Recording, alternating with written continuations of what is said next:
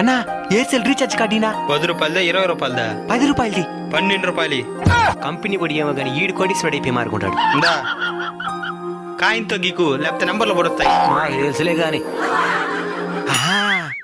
గేకర దిన్నా చెయ్యిరా రీఛార్జా.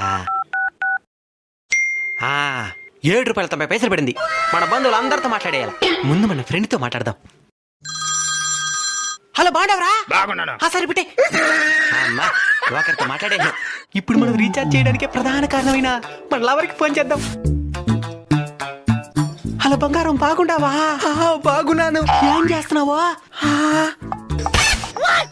Beauty parlour లో ఉన్నాను. అయ్యో అంతమంతా నాదే. ఇంట్లో ఎవరూ లేరు. ఇంట్లో ఎవరు లేదా? ఎప్పుడు రమ్మంటావా? యాంద్ర ఇప్పుడు బ్యాలెన్స్ అయిపోయిందా? ఇంకో కార్డు కొనుక్కుందామంటే కూడా డబ్బులు లేదా?